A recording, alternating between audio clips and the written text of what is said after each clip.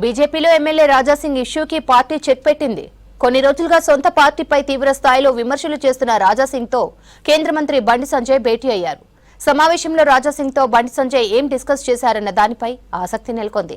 అసలు రాజాసింగ్ ఏం చెప్పారు, బండి సంజయ్ ఏం హామీ ఇచ్చారని బీజేపీలోనూ చర్చ జరుగుతోంది.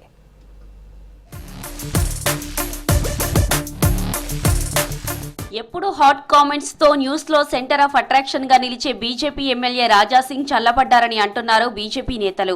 కేంద్ర మంత్రి బండి సంజయ్ బుజ్జగించడంతో కూల్ అయినట్లు డిస్కస్ జరుగుతోంది.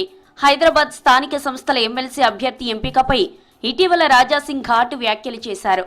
గౌతమ్ రావును బీజేపీ అభ్యర్థిగా బరిలో నిలపడంతో రాజాసింగ్ రాష్ట్ర నాయకత్వాన్ని టార్గెట్ చేస్తూ తీవ్ర స్థాయిలో విమర్శలు చేశారు. బీజేపీలో మేకప్ మ్యాన్ ఉన్నారని, వారి టేబుళ్లు తుడిచే వారికి టికెట్లు ఇస్తారని చేసిన స్టేట్మెంట్ పార్టీలో తీవ్ర గందరగోళానికి దారితీసింది. కేంద్ర మంత్రి బండి సంజయ్ ఎంట్రీతో ఈ వివాదానికి తెరపడింది. హనుమాన్ జయంతి సందర్భంగా ఆలయంలో ఇద్దరు నేతలు దర్శనం చేసుకోవడంతో కొలిక్కి వచ్చిందని పార్టీ నేతలు చర్చించుకుంటున్నారు.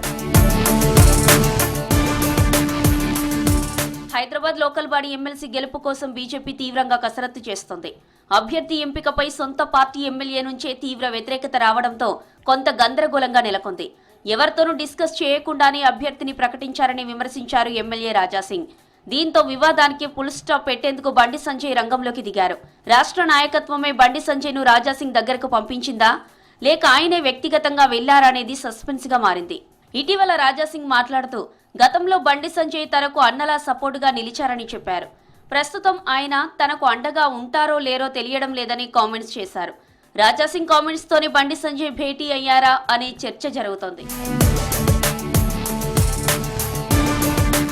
హైదరాబాద్ ఓల్డ్ సిటీలో బండి టూర్లో రాజాసింగ్ ను మళ్లీ పార్టీలో యాక్టివ్ చేయడం పైన చర్చ జరిగినట్టుగా తెలిసింది. బీజేపీ స్టేట్ చీఫ్ ఎన్నిక జరుగుతున్న టైంలో భేటీకి ప్రాధాన్యత ఏర్పడింది. ఈ అంశంపై మద్దతు కూడగట్టేందుకు రాజాసింగ్ తో ఏమైనా డిస్కస్ చేస్తారా అన్న సందేహాలు పొలిటికల్ సర్కిల్స్ లో వ్యక్తమవుతున్నాయి. ఈ భేటీలో రాజాసింగ్, గౌతమ్ రావు ఒకరికొకరు కలవడం అందరినీ ఆశ్చర్యపరిచింది. ఇద్దరి మధ్య సంధి కుదిరిందని స్పష్టమైంది. హైదరాబాద్ లోకల్ ఎమ్మెల్సీ ఎన్నికల్లో వెంట ఎంఐఎం ఏకగ్రీవం అయ్యేందుకు ఛాన్స్ ఇవ్వొద్దని బీజేపీ పట్టుబట్టి అభ్యర్థిని బరిలోకి నిలిపింది.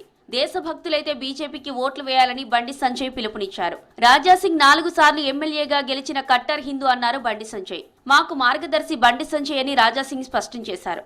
హైదరాబాద్ లోకల్ ఎమ్మెల్సీ ఎన్నికల్లో బీజేపీని గెలిపించాలన్నారు రాజాసింగ్. బలం లేకపోయినా ఎంఐఎం కంచుకోటలో బీజేపీ తన అభ్యర్థిని బరిలో నిలిపింది. భవిష్యత్తులో పాగా వేసేందుకు ఎలాంటి వ్యూహాన్ని అమలు చేయనుందనేది ఇంట్రెస్ట్ గా మారింది.